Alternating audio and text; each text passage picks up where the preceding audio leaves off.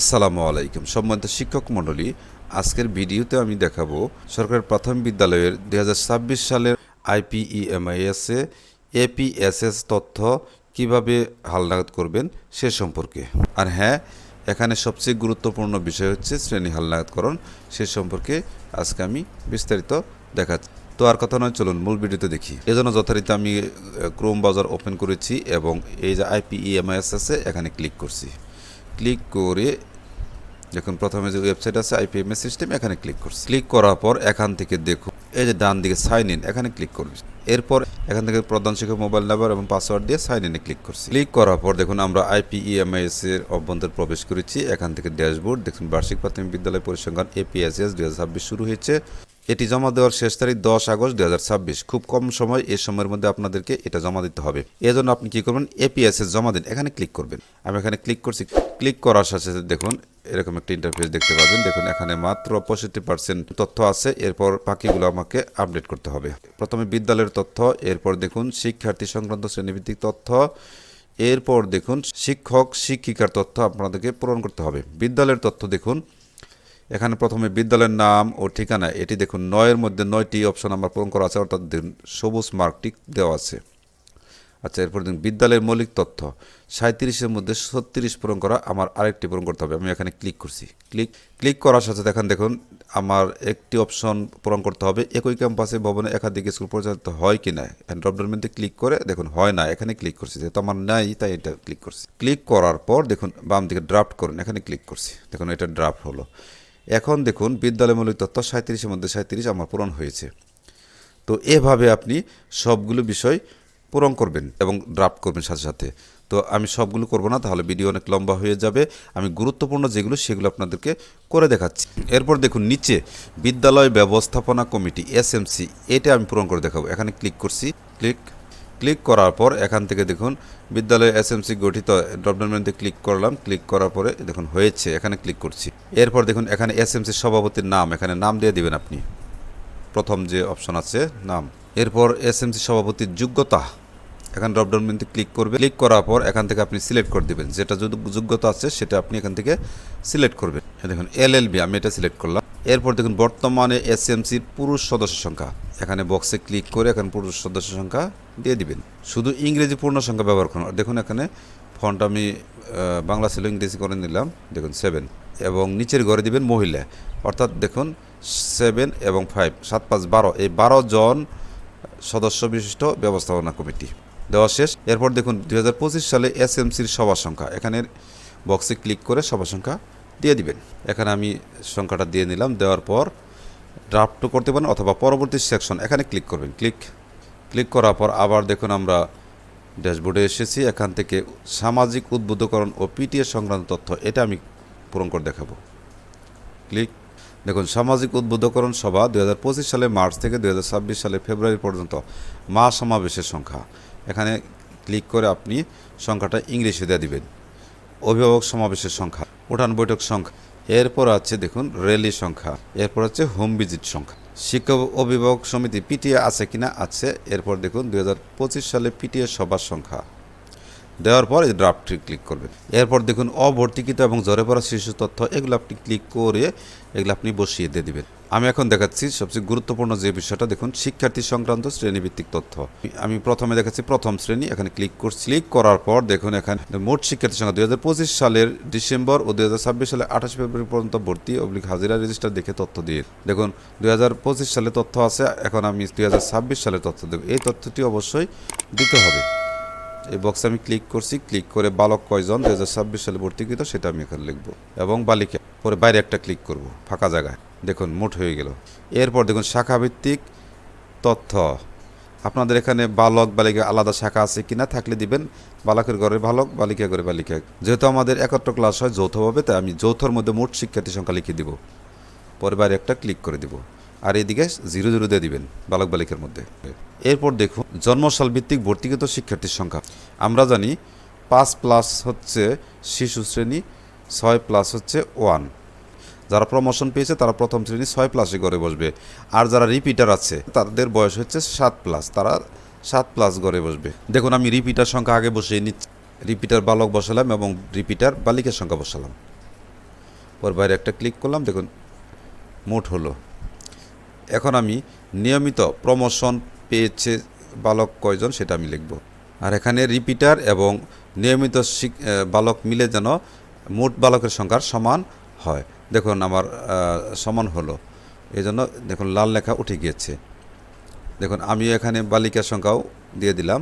দেখুন এখন মোটের ঘরে সমান হয়েছে। আর সবগুলো দেখুন এখন রেড মার্ক উঠে গেছে। এখানে দেখুন রিপিটিং বালক এবং বালিকার সংখ্যা এখানে পুনরায় দিতে হবে। মোট বালক, রিপিটার মোট বালক এবং রিপিটার বালিকা দেওয়ার পর বাইরে একটা ক্লিক করব, দেখুন মোট হলো। আচ্ছা, এরপর দেখুন আরেকটা তথ্য আছে, প্রাক প্রাথমিক শ্রেণী সমাপ্ত করে কিংবা সরাসরি প্রথম শ্রেণীতে ভর্তিকৃত শিক্ষার্থীর সংখ্যা। প্রথমে আছে প্রাক প্রাথমিক না পড়ে সরাসরি এই বিদ্যালয়ে প্রথম শ্রেণীতে ভর্তিকৃত, দ্বিতীয় আছে অন্য বিদ্যালয়ে প্রাক প্রাথমিক সমাপ্ত করে এই বিদ্যালয়ে প্রথম শ্রেণীতে ভর্তিকৃত, তৃতীয় আছে এই বিদ্যালয়ে প্রাক প্রাথমিক সমাপ্ত করে প্রথম শ্রেণীতে উন্নীত। এখানে হবে কিন্তু রিপিটার বাদে, আর রিপিটার সহ যেন মোট শিক্ষার্থীর সমান হয়। রিপিটার বাদে দেখুন রেড লেখা উঠে গিয়েছে, তার মানে সঠিক আছে। এর পাশে বালিকার সংখ্যাও দিব, রিপিটার তো আগে লেখা আছে, এখন দিব নিয়মিত শিক্ষার্থী। দেখুন দেওয়ার সাথে সাথে রেড লেখা উঠে গিয়েছে এবং বাইরে একটা ক্লিক করার সাথে সাথে মোট শিক্ষার্থীর সংখ্যাও অটোমেটিক উঠেছে, তার মানে আমার তথ্য সঠিক আছে।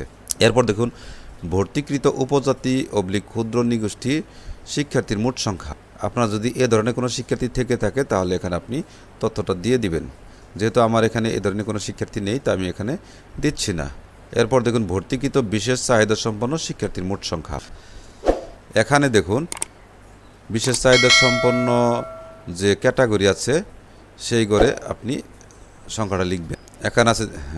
এখানে আছে শারীরিক প্রতিবন্ধিতা, দৃষ্টি প্রতিবন্ধিতা, শ্রবণ প্রতিবন্ধিতা, বাক প্রতিবন্ধিতা, বুদ্ধি প্রতিবন্ধিতা, অটিজম, শিখন প্রতিবন্ধিতা, অন্যান্য প্রতিবন্ধিতা। আপনার শিক্ষার্থী যে ক্যাটাগরি পড়ে সেই ক্যাটাগরিতে তাকে লিখবেন। আর এটা প্রতি শ্রেণীতে দিতে হবে। আমি যেহেতু প্রথম শ্রেণীর শিক্ষার্থীর তথ্য পূরণ করছি, তাই প্রথম শ্রেণীতে কয়জন বিশেষ চাহিদা সম্পন্ন শিক্ষার্থী আছে তাই আমি লিখব এখানে। দেখুন আমার শিখন প্রতিবন্ধিতা আছে, তাই আমি এখানে লিখে দিচ্ছি, বালক সংখ্যা দিয়ে দিলাম। এরপর দেখুন শিক্ষার্থীর গড় উপস্থিতি শতকরা হার, এটা আপনি দিয়ে দিবেন এপ্রিল 2025 এবং অক্টোবর 2025 সালের যে গড় উপস্থিতি সেটা দেখে রেজিস্টার দেখে দিয়ে দিবেন। বালক এবং বালিকা কত % সেটা দিবেন এবং বাইরে একটা ক্লিক করবেন, দেখেন গড় হয়ে যাবে। এই অক্টোবর 2025 অনুরূপভাবে বালক কত % এবং বালিকা কত % উপস্থিতি সেটা লিখবেন। লেখার পর বাইরে মাউস পয়েন্টার রেখে একটা ক্লিক করবেন, দেখুন গড় হয়ে গেল অটোমেটিক। এরপর দেখুন পাঠদানের মাধ্যম ভিত্তিক ভর্তিকৃত শিক্ষার্থী মোট সংখ্যা। যেহেতু আমার সবগুলোই বাংলা, তাই আমি মোট বালক দিলাম এবং এখানে মোট বালিকা দিলাম। দেওয়ার পর বাইরে একটা ক্লিক করলাম, দেখুন মোট চলে আসলো। এরপর ধর্মভিত্তিক, আমার যেহেতু সবগুলো ইসলাম তাই মোট শিক্ষার্থী লিখে দিলাম এখানে। দেখুন কমপ্লিট। এরপর ড্রাফট করুন, এখানে ক্লিক করছি। ক্লিক করার সাথে সাথে এটা সেভ হয়ে রইল। দেখুন আমাদের এই যে দেখুন প্রথম শ্রেণী গ্রিন মার্ক উঠেছে, টিক মার্ক। এরপর আমি দ্বিতীয় শ্রেণীতে করব। অনুরূপভাবে দ্বিতীয় শ্রেণীতে 2026 সালের ভর্তিকৃত বালক সংখ্যা এখানে দিব। এরপর বালিকার সংখ্যা দিব। দেওয়ার পর বাইরে একটা ক্লিক করব, দেখুন মোট অটোমেটিক জেনারেট হলো। এরপর শাখা ভিত্তিক, যেহেতু আমাদের আলাদা কোনো শাখা নেই, যৌথভাবে ক্লাস হয়, তাই আমি যৌথর ঘরে মোট শিক্ষার্থী সংখ্যা লিখে দিলাম। এরপর দেখুন জন্মসাল ভিত্তিক, যেহেতু দ্বিতীয় শ্রেণীর 7+ বয়স হবে আর রিপিটার থাকলে তাদের বয়স হবে 8+, তাই আমি রিপিটার সংখ্যা আগে বসালাম বালক এবং বালিকা। বসানোর পর এখন যেগুলো প্রমোশন পেয়েছে সেগুলো বসাবো 7+-এর ঘরে। দেখুন মোট শিক্ষার্থী সংখ্যা, তাহলে রিপিটার এবং প্রমোশন মিলে মোট শিক্ষার্থীর সংখ্যা যেন সমান হয়। আমি বালিকার সংখ্যা লিখে দিচ্ছি, বাইরে একটা ক্লিক করছি, দেখুন মিলে গিয়েছে, তাই রেড মার্ক উঠে গিয়েছে। দেখুন এরপর দেখুন নিচে আছে বালক কয়জন রিপিটিং আছে সেই সংখ্যাটা ইংলিশ লিখে দিলাম। এরপর দেখুন বালিকার সংখ্যা লিখে দিলাম, বাইরে একটা ক্লিক করলাম, দেখুন মোট 4 জন। এরপর দেখুন ক্ষুদ্র নৃগোষ্ঠী আছে কিনা, থাকলে দিবেন। আমার যেহেতু নেই তাই আমি এখানে দিচ্ছি না। বিশেষ চাহিদা সম্পন্ন কোনো শিক্ষার্থী আছে কিনা এখানে ক্যাটাগরি অনুযায়ী আপনি দিবেন। আমার এখানে শিখন প্রতিবন্ধিতা আছে, সেটা আমি দিয়ে দিচ্ছি। বাইরে একটা ক্লিক করছি, দেখুন মোট হলো। এরপর দেখুন শিক্ষার্থীর গড় উপস্থিতির শতকরা হার এপ্রিল 2025, এখানে বালকের উপস্থিতি শতকরা কত সেটা এখানে বসাবেন, শুধু সংখ্যা বসাবেন এবং বালিকার সংখ্যা বসানোর পর বাইরে একটা ক্লিক করব, দেখুন গড় অটোমেটিক চলে এসেছে। অনুরূপভাবে অক্টোবর 2025 সালে বালকের উপস্থিতির শতকরা হার সংখ্যা বসাবেন এবং বালিকারটা বসাবেন। বসিয়ে বাইরে একটা ক্লিক করবেন, দেখুন গড় অটোমেটিক চলে এসেছে।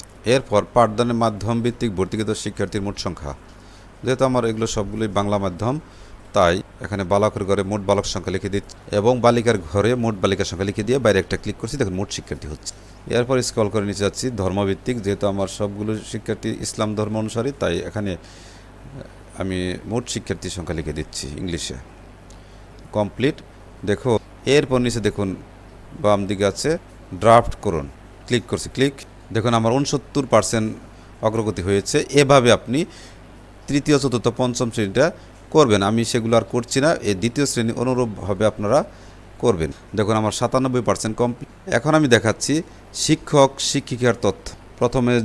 প্রথম যে অপশন আছে এখানে 24-এর মধ্যে 10 করা আছে, আমি এখানে ক্লিক করছি। ক্লিক করার পর এখানে স্ক্রল করে নিচে আসলাম, দেখুন অনুমোদিত পদ সংখ্যা, প্রধান শিক্ষক 1 লেখা আছে। এরপর সহকারী শিক্ষক পদ সংখ্যা এখানে 0টা কেটে লিখে দিলাম এবং দপ্তরি কাম প্রহরী আছে কিনা, থাকলে এটা কেটে লিখে দিবেন। যেহেতু আছে আমার, তাই আমার লিখে দিলাম। কোনো সংযুক্ত ইন, সংযুক্ত আউট এগুলো নেই। আর কর্মরত আমার সবই আছে, তাই এখানে আমি কোনো চেঞ্জ করছি না। অবসর পেয়ারেল আমার নেই, তাই এখানে কোথাও চেঞ্জ করছি না। দেখুন কর্মরত এই দপ্তরি এটা 0 ছিল, তাই আমি এখানে লিখে দিলাম। দেওয়ার পর এই বাম দিকে ড্রাফট করুন, এখানে ক্লিক করছি। দেখুন আমার প্রোফাইল 97% অগ্রগতি হয়েছে। এরপর দেখুন বিদ্যালয়ের শিক্ষক কর্মচারী শূন্যপদে মেয়াদে তথ্য, এখানে ক্লিক করছি। দেখুন এখানে দেখুন লেখা আছে কোনো তথ্য খুঁজে পাওয়া যায়নি। এরপর ড্রাফটে ক্লিক করছি। বিদ্যালয়ের শিক্ষকের বিস্তারিত তথ্য, এখানে ক্লিক করছি। একটি মাত্র অপশন পূরণ করতে হবে, ডকুমেন্টে ক্লিক করলাম, এখানে হাতে ক্লিক করলাম, অর্থাৎ এই বিদ্যালয়ে পদায়িত কিনা হা, আর বাকি সবগুলো ঠিক আছে। এরপরে স্ক্রল করে আমি নিচে যাব। তো এভাবে প্রত্যেক শিক্ষকের তথ্য আপনি পূরণ করবেন। এই একটা অপশন পূরণ করতে হবে, অর্থাৎ এই বিদ্যালয়ে পদায়িত কিনা সবগুলোই হা দিয়ে দিবেন। সকল শিক্ষকের তথ্য আমার আপডেট হলে এরপর ড্রাফট করুন, এখানে ক্লিক করবেন। দেখুন আমার তথ্য 98% কমপ্লিট হয়েছে। এভাবে কমপ্লিট করার পর তারপর ডান দিকে দেখুন সাবমিট করুন, এখানে ক্লিক করবেন, ক্লিক। এরপর আপনি এগুলো যাচাই করে দেখবেন, দেখার পর স্ক্রল করে নিচে যাবেন। আমি একেবারে নিচে আসলাম, এখান থেকে সাবমিট করুন, এখানে ক্লিক করছি, ক্লিক। এখন এখান থেকে নিশ্চিত করুন, এখানে ক্লিক। ক্লিক করার সাথে সাথে দেখুন এটা অনুমোদনের জন্য ক্লাস্টার চলে গেল। এর আবেদনের তালিকা দেখুন, এখানে ক্লিক করছি, ক্লিক। এরপর এখান থেকে দেখুন ডান দিকে বিস্তারিত দেখুন, এখানে ক্লিক করছি, ক্লিক। দেখুন এটা উপজেলা সহকারী প্রাথমিক শিক্ষা অফিসারের কাছে অপেক্ষমান রয়েছে। অনুমোদিত হলে এটা এখানে দেখুন অনুমোদিত, যে নিচে যে গ্রিন উঠছে এরকম থাকবে। আশা করি বুঝতে পেরেছেন। ভিডিওটি যদি একটু হেল্পফুল হয়ে থাকে তাহলে অবশ্যই একটু সাবস্ক্রাইব করবেন। এই আশাবাদ ব্যক্ত করে আজকের মতো এখানে শেষ করছি। আর হ্যাঁ, শেষে সাইন আউট করে বেরিয়ে যাবেন।